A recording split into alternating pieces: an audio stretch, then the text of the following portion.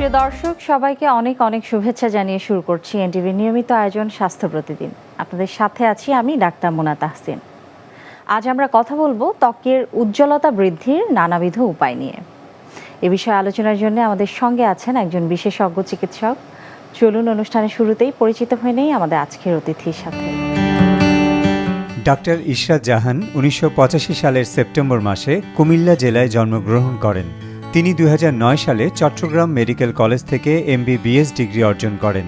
এরপর তিনি চিকিৎসা বিজ্ঞানে উচ্চতর MSc এবং DCD ডিগ্রি লাভ করেন। বর্তমানে তিনি ল্যাবেড হসপিটালে ডার্মাটোলজি বিভাগের কনসালটেন্ট হিসেবে কর্মরত। আপু, আপনাকে অনেক অনেক শুভেচ্ছা এবং স্বাগত আমাদের আজকের অনুষ্ঠানে। আপনাকে অনেক ধন্যবাদ, সেই সাথে এনটিভিকে অনেক ধন্যবাদ আমাকে আমন্ত্রণ জানানোর জন্য। ত্বক আমাদের জীবনে কতটা গুরুত্বপূর্ণ বলে আপনি মনে করেন? আমাদের বডির যে ইন্টারনাল অর্গানগুলো সেগুলো সবগুলোকেই কিন্তু ত্বকটাই প্রোটেক্ট করে।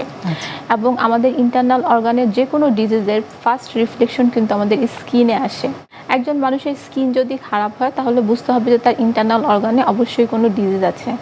তো এটাকে বলা হয় যে ইন্টারনাল অর্গানের একটা মিরর। দ্যাটস ওয়াই ত্বক আমাদের জন্য খুবই ইম্পর্ট্যান্ট। স্কিন দেখেই বোঝা যায় একটা মানুষ আসলে সুস্থ না অসুস্থ। সুস্থ ত্বক বলতে আসলে আপনি কি বলতে চাইবেন? সুস্থ ত্বক বলতে বোঝায় যে স্কিনের ব্যারিয়ারটা ঠিক আছে। স্কিন ব্যারিয়ার ঠিক আছে বলতে স্কিনের মধ্যে পোরসটা মিনিমাইজ থাকবে, স্কিনে কোনো ব্লেমিশেস থাকবে না, স্কিনে হাইপার পিগমেন্টেশন, একনি এই প্রবলেমগুলো থাকবে না, এবং স্কিনের ব্যারিয়ারটা যখন হাইড্রেটেড থাকে এবং এটা মধ্যে যখন এনাফ নিউট্রিশন থাকে তখন স্কিন একটা গ্লো দেয়। এটাকে বলা হয় হেলদি স্কিন। ত্বকের উজ্জ্বলতা এটি আসলে কিসের ওপরে নির্ভরশীল?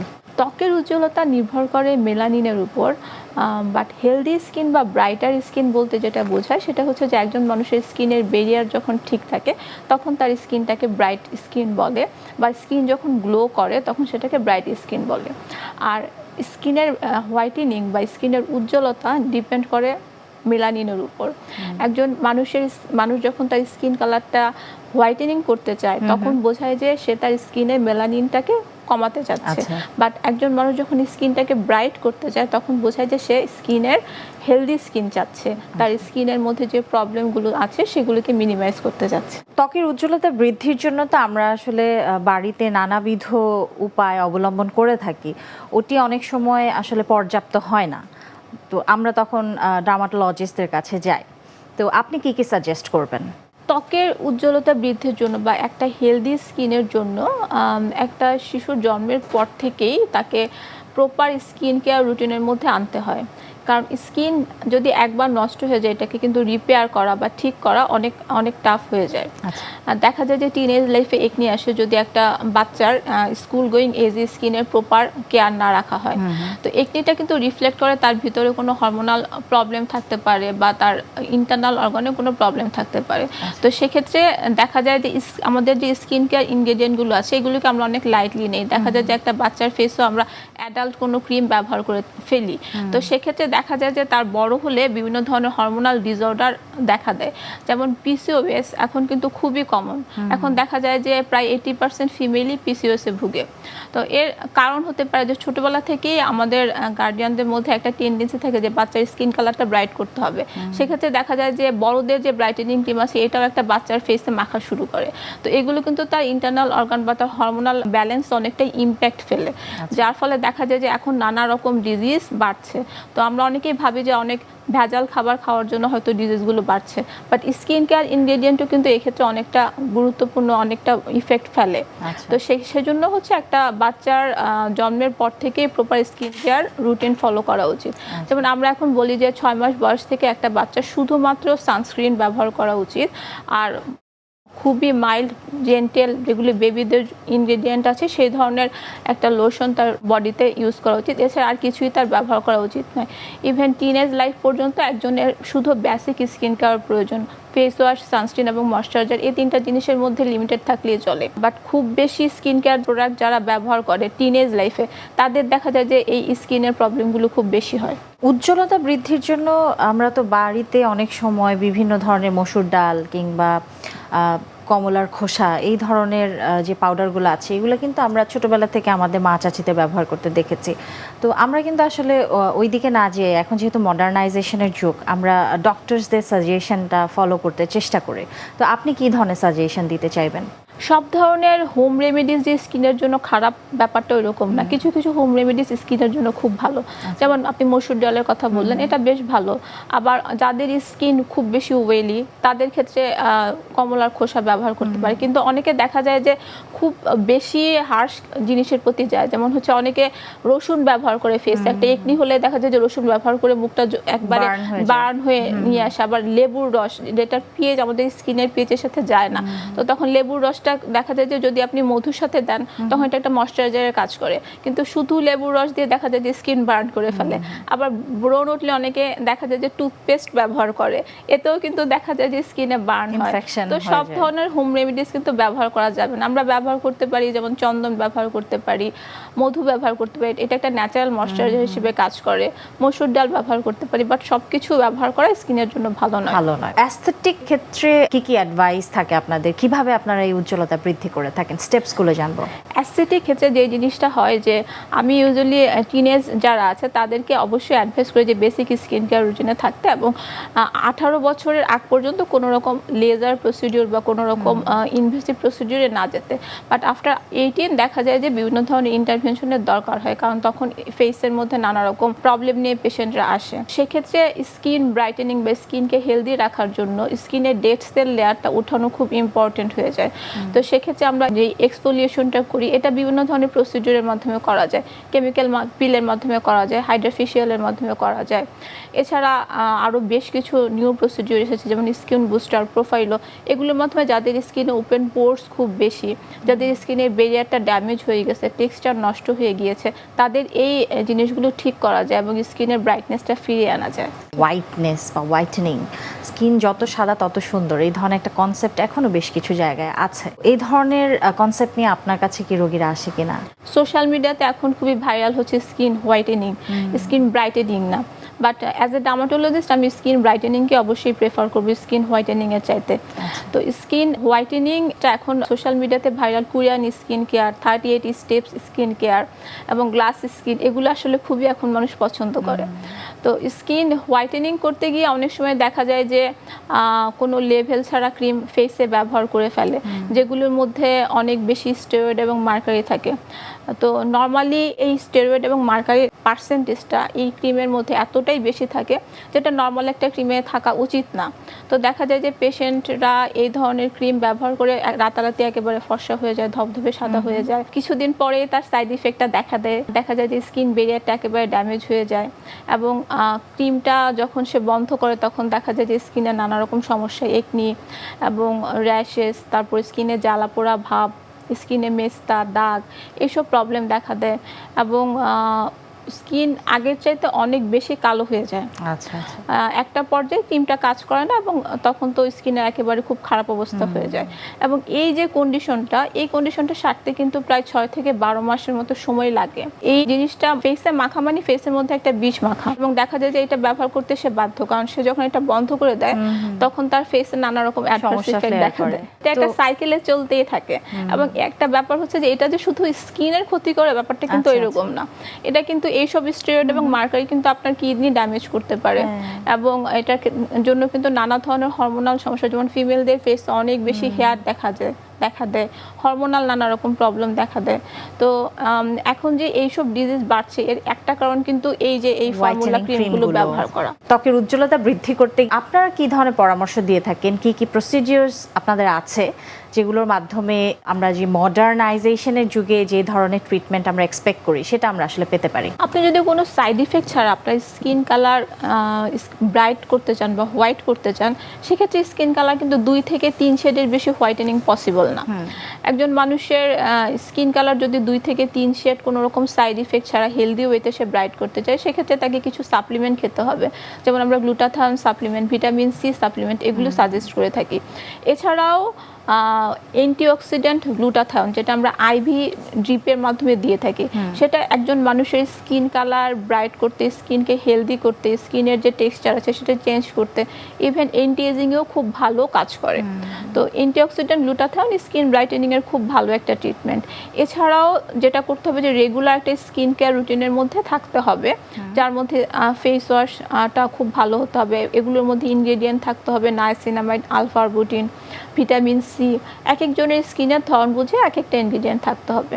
এছাড়াও স্কিনের মধ্যে মান্থলি একটা প্রসিডিওর, যেমন হচ্ছে ডার্মাটোলজিক্যাল রিকমেন্ডেড যে প্রসিডিওরগুলো আছে এগুলো নেওয়া উচিত। যেমন এখন এক্সোজোম এসেছে, পিআরএফ এসেছে, স্কিন বুস্টার, প্রোফাইলও। এই ট্রিটমেন্টগুলো নিলে দেখা যায় যে স্কিনের ভিতর থেকে ইনার নিউট্রিশনটা আসে, স্কিনের রিজেনারেশন ভালো হয় এবং তখন স্কিন দেখতে গ্লোয়িং এবং অনেক বেশি হোয়াইটেনিং হয়, এবং এই হোয়াইটেনিংটা হচ্ছে হেলদি হোয়াইটেনিং, যেটার কোনো সাইড ইফেক্ট নাই। পিআরপি, প্রোফাইল ও এক্সোজোম, তো এগুলো সম্পর্কে একটু জানাবেন। যেমন পিআরপিতে আমরা এক ধরনের মিনিমালি একটা ইনভেসিভ প্রসিডিউরসের মধ্যে যেতে হয়, তো এটা কি আসলে কোনো আইভি ড্রিপ নাকি এখানেও কোনো ইন্টারভেনশন করা হয়? পিআরপিটা হচ্ছে একজন পেশেন্টের বডি থেকে ব্লাড কালেক্ট করে তার ব্লাডটা থেকেই হচ্ছে প্লাজমাটা নেওয়া হয়। তো এটা আবার তার ফেসে ইনজেক্ট করা হয়। এটার যে সুবিধাটা সেটা হচ্ছে যে প্লাজমাটা কালেক্ট করা হয় এটার মধ্যে হিউজ অ্যামাউন্টে কোলাজেন থাকে। আমাদের যে স্কিনের বিল্ডিং ব্লক কিন্তু হচ্ছে কোলাজেন। তো এই প্লাজমাটা যখন স্কিনে ইনজেক্ট করা হয়, যেই কোলাজেনের ঘাটতিটা তার স্কিনে থাকে, বয়সের সাথে সাথে যে ঘাটতিটা হয় এটা পূরণ হয়ে যায়। তো যেই জন্য দেখা যায় যে স্কিন ব্যারিয়ারটা অনেক বেশি হেলদি হয়। এছাড়াও পিআরপি কিন্তু স্কিনের যে ওপেন পোর্সগুলো আছে সেগুলোকে মিনিমাইজ করে। পিআরপি একটা অ্যান্টি এজিংয়ের খুব ভালো ট্রিটমেন্ট। তো সেক্ষেত্রে সব কিছু মিলিয়ে পিআরপিকে স্কিন ব্রাইটেনিং বা হোয়াইটেনিংয়ের জন্য একটা ভালো ট্রিটমেন্ট বলা যায়। তবে এখন পিআরপির চাইতে আরও অনেক আপগ্রেডেড ট্রিটমেন্ট এসেছে, যেমন পিআরপির চাইতে আপগ্রেড ট্রিটমেন্ট পিআরএফ। এটা বলা হয়ে থাকে যে একটা পিআরএফ প্রায় 3টা পিআরপির সমান কাজ করে, কারণ এটার মধ্যে অনেক বেশি গ্রোথ ফ্যাক্টর থাকে পিআরপির চাইতে।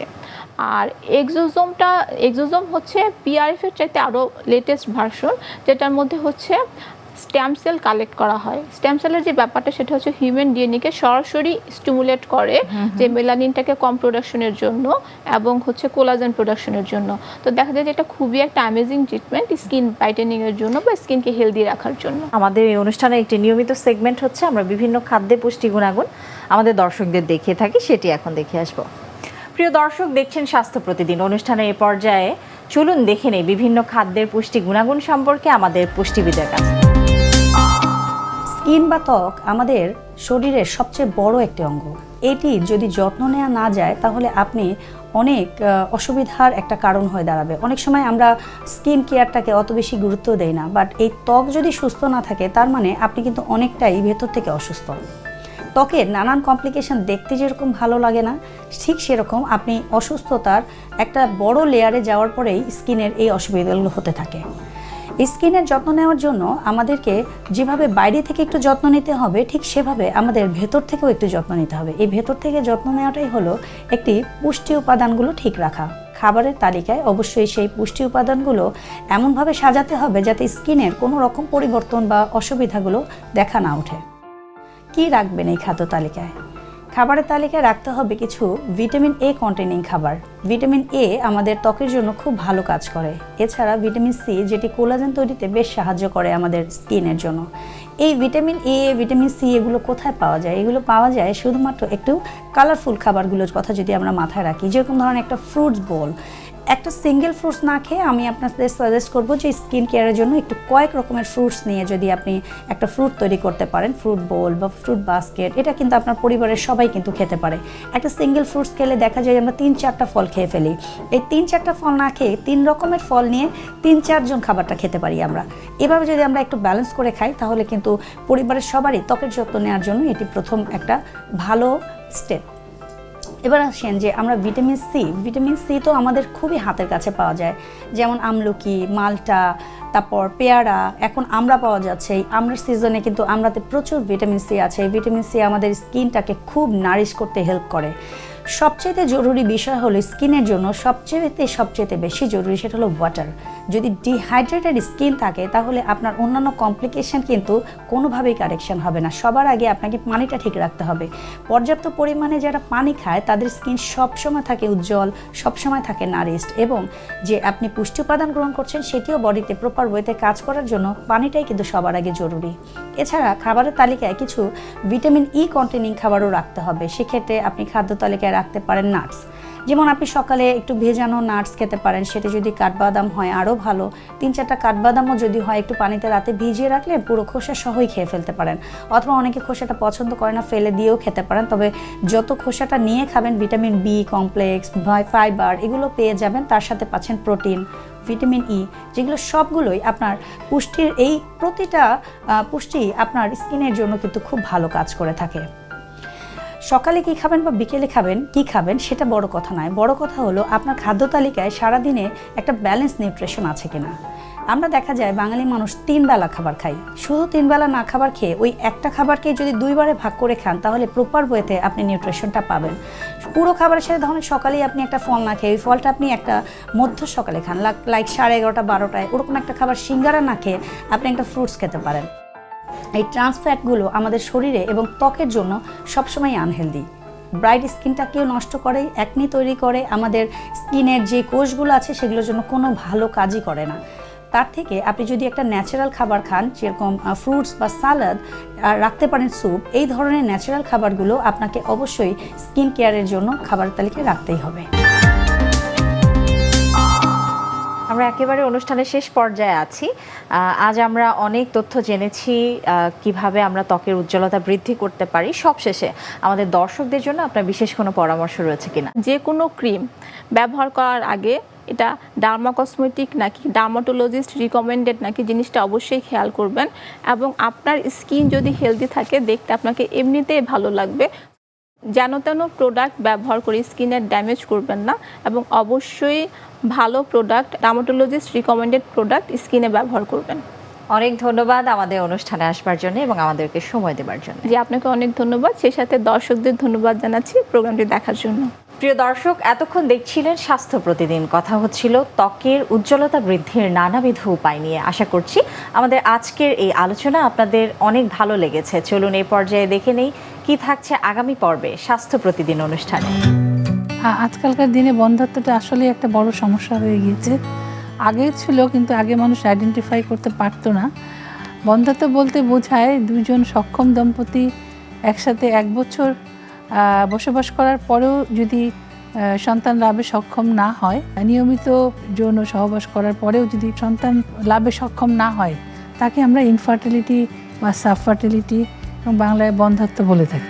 বিশ্বের যে কোনো প্রান্ত থেকে যে কোনো সময় আপনাদের প্রিয় অনুষ্ঠান স্বাস্থ্য প্রতিদিন দেখতে ভিজিট করুন আমাদের পূর্ণাঙ্গ ওয়েব পোর্টাল www.ntvbd.com। এছাড়াও এনটিভি জনপ্রিয় সব অনুষ্ঠান ও খবরের আপডেট পেতে ভিজিট করুন আমাদের ইউটিউব ও ভেরিফাইড ফেসবুক পেজে। আজ এখানে বিদায় নিচ্ছি, আবারও দেখা হবে। সে পর্যন্ত সবাই ভালো থাকুন, সুস্থ থাকুন এবং নিরাপদে থাকুন। আল্লাহ হাফেজ।